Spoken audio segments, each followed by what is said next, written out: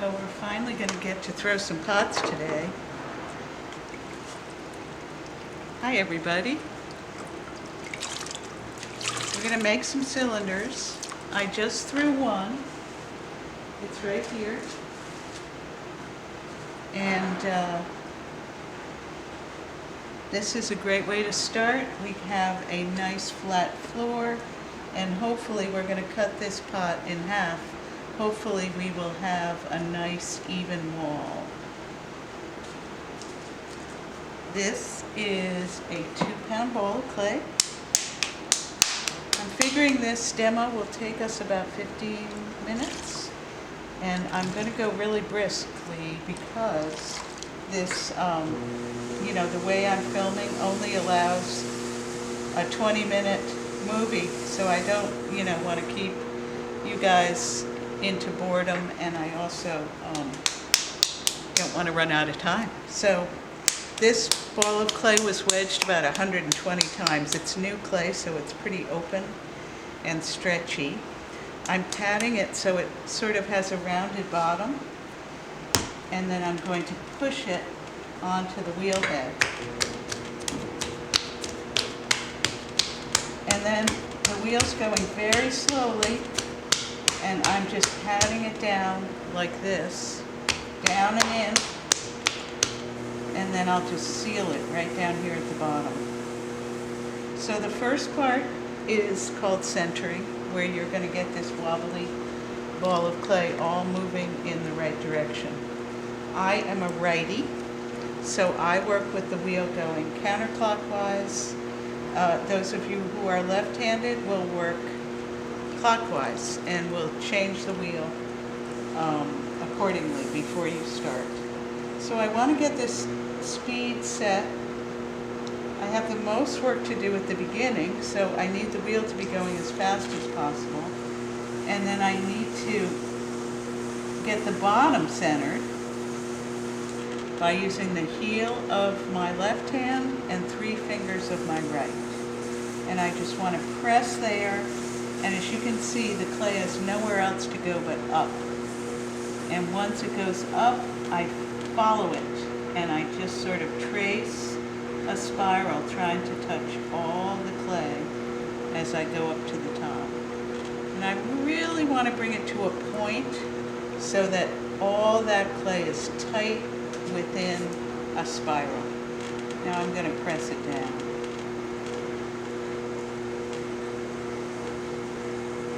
And really press it down to the wheel head. So I'm going to do this 3 times totally, and then it's going to be centered. If I work it too long and too hard, this slippy, wonderful throwing material is going to come off in my hands, and I won't have much clay left to make the pot with. So centering, you really want to move pretty quickly and give yourself maybe 3 tries to get a ball centered. The wheel will get a little wet, and just to keep the cleanup down for you, just every time or every other time you do something, just sort of clean the wheel head off. Okay, and this should be my last one. So I'm pressing with the heel of my left, 3 fingers of my right. You can use 2 heels. There are many ways to do this, and if you want to, if my way doesn't particularly work for you, then grab a book or look at a YouTube on how to center clay. So I'm bringing this up to a point, and you can see I'm really trying to touch that clay in all parts of this cone. Okay, if I go too fast, I'm going to knock it off. So you really want to time your centering to the speed of the wheel. And now I'm going to press this down. I want to keep it rounded. It seems to stay in control a lot better when it's rounded. And I'm really thinking about pushing down and in to keep the clay compressed. Okay? So that's really where I'm spending the most amount of my energy, is to get this centered. Now I have to open it up. So fingers on the outside to keep me centered and keep me even, and then pushing down. I use my thumb and my forefinger, and I'm using that nice slippy slurry instead of a lot of water so I can see what I'm doing. And I want to push down to about a 1/2 inch. And that's about right. So now I have a vertical exterior and a cone-shaped interior, and I need to pull the floor out nice and flat because this is going to be a cylinder, and I need a flat floor that meets the wall at a right angle. And that's what you guys are going to go for, that kind of control. I pull out from the center, I trace a spiral with either my left hand or my right hand out to the wall. And then I retrace it back into the middle.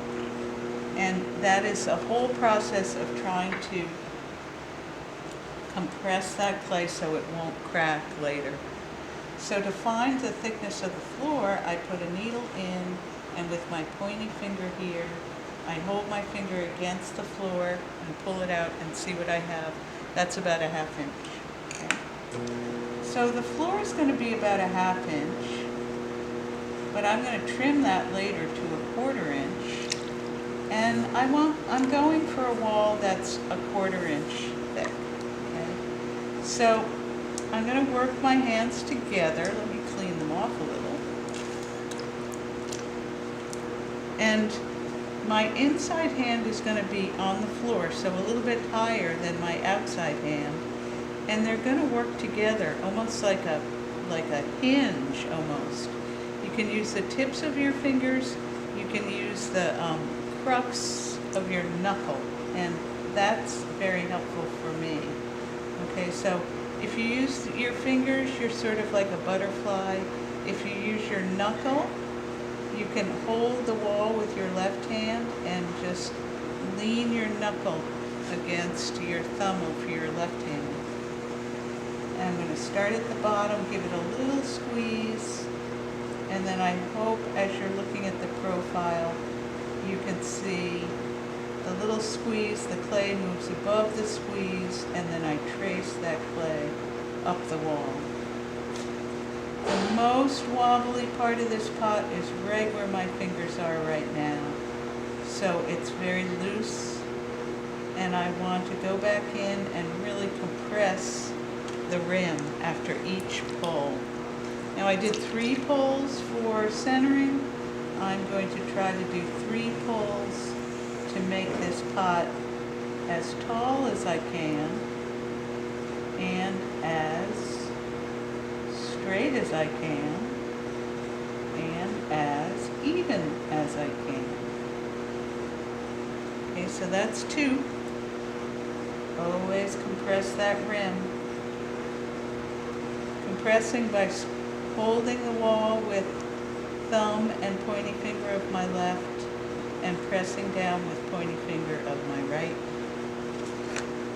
And here's my last pull, and just to make this as straight and right angles as possible, I'm going to go in with this rib and really compress the floor so there are no cracks, and also get rid of any moisture, because moisture will create a crack. And then just hold the rib against the pot, and you'll see my fingers pressing from the inside against the rib. Can you see that? Right up to the rim. I got rid of a lot of that slippy clay at the bottom. And then what do I do with the rim, everybody? All at once? Compress that rim. Okay. So I have to get this thing off the wheel. My goodness. So what I'm going to do is just further compress the bottom. I could do something nice and decorative. I'm going to slow the wheel down now since I'm almost done and I don't want to damage this thing. Put a little spiral in there. And then take this little wooden tool and make a bevel down here. So this serves two purposes. This allows me to get a cutting wire underneath, and it also helps me create a place when I finally get to glaze this piece where I can have the glaze stop, because you don't want to glaze down to the bottom of a pot because the glaze often runs and it will stick the pot to the kiln shelf.